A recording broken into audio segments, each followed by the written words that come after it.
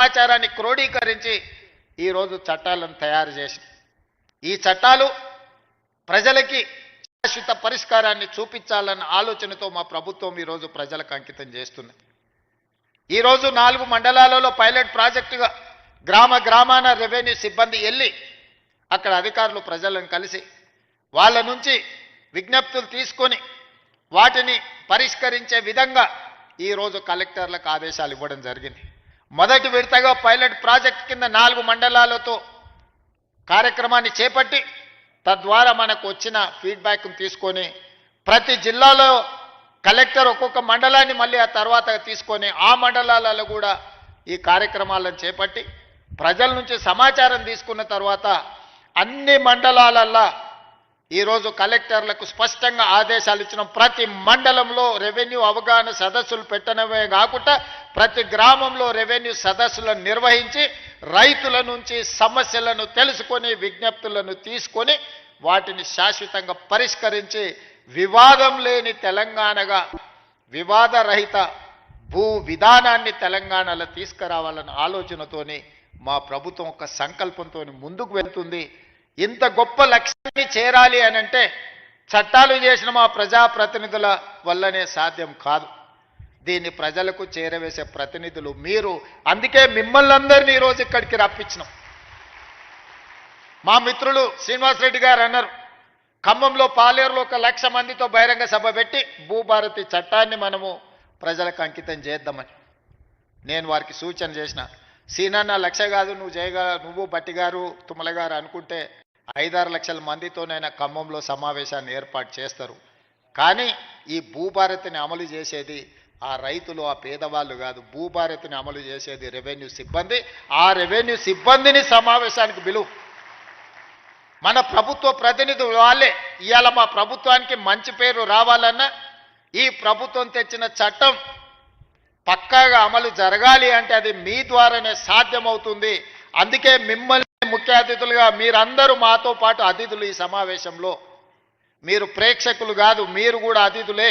ఈ చట్టాన్ని ప్రజల దగ్గరికి తీసుకెళ్లే బాధ్యత మీ భుజస్కంధాల మీద ఉంది. మా ప్రభుత్వం రెవెన్యూ సిబ్బందిని సంపూర్ణంగా విశ్వసిస్తుంది. మిమ్మల్ని దొంగలుగానో, దోపిడీదారులుగానో, అవినీతి పరులుగానో మేము చిత్రీకరించదలుచుకోలేదు.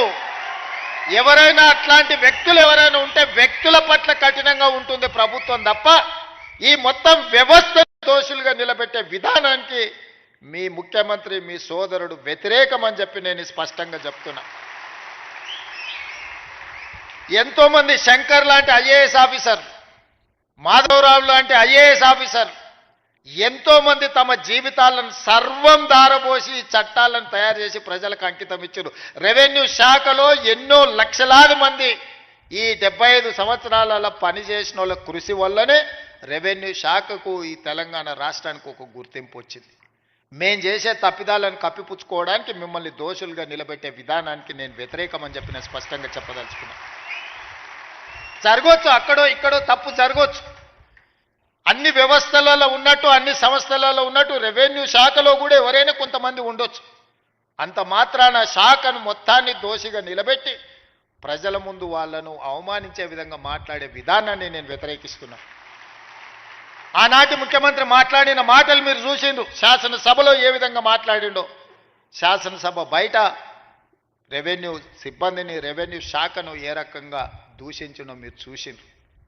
వాళ్ళు లేకుంటేనే వ్యవస్థ నడిచిందా? వాళ్ళు లేకుంటేనే ఎన్నికలు జరిగినాయా? వాళ్ళు లేకుంటేనే తెలంగాణ ఉద్యమం జరిగిందా? వాళ్ళు లేకుంటేనే తెలంగాణ రాష్ట్రాన్ని సాధించుకున్నామా? అన్ని సందర్భాలలో వాళ్ళు కావాలి, కానీ వాళ్ళు మాత్రం దోషులుగా సమాజం ముందు నిలబడాలా? ఇది ఎక్కడి విధానం? అందుకే ఈ విధానాన్ని, ఇలాంటి ఆలోచనలని, ఇలాంటి ఆలోచన చేసే వాళ్ళను సమాజానికి దూరంగా పెట్టాల్సిన బాధ్యత మన అందరి మీద ఉన్నది. ఈరోజు మంచి జరిగితే నాది, మేం చేసే దోపిడీ ప్రజలకు కనిపిస్తే అది రెవెన్యూ సిబ్బందిదని చెప్పే విధానానికి నేను వ్యతిరేకం. అందుకే ఈరోజు మిత్రులారా మిమ్మల్ని అందరినీ ఇక్కడికి పిలిచిన. నేను మీకు అందరికీ విజ్ఞప్తి చేస్తున్నా, మా కలెక్టర్లకు ఆదేశాలు ఇస్తున్నా. మీ ఆత్మగౌరవమే మా ఆత్మగౌరవం. మేము వేరు, మీరు వేరు కాదు. మనందరం కలిస్తేనే రాష్ట్ర ప్రభుత్వం. మేము చట్టాలు చేస్తాం, ఆ చట్టాలను మీరు అమలు చేస్తారు. ఈ రెండిట్లల్లో రెండు వేరు వేరు కాదు.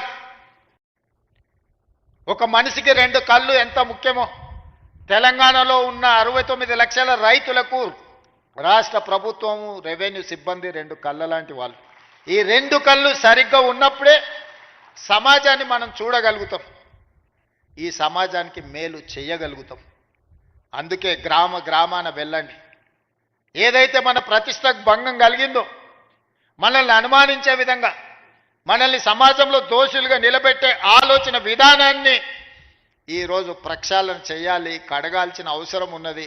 ఆ ప్రజల దగ్గరికి వెళ్ళి ప్రజా దర్బార్లు నిర్వహించి రెవెన్యూ సదస్సుల ద్వారా ప్రజల సమస్యలు తెలుసుకొని ఎవరి భూమి వాళ్లకు పక్కాగా లెక్క ప్రకారం లెక్క రాద్దాం. ఈరోజు కొత్త విధానాన్ని తీసుకొచ్చినాం. ఆధార్ కార్డు ప్రతి ఒక్కరికి గుర్తింపుగా ఈరోజు ఆధార్ కార్డు తీసుకొచ్చినాం. ఈరోజు భూమికి భూదారు తీసుకొస్తున్నాం. ఆధారు మనిషికి ఎట్లా గుర్తింపో భూమికి కూడా భూదారు నెంబర్ ఇచ్చి ప్రతి కమతానికి ఒక ప్రత్యేకమైన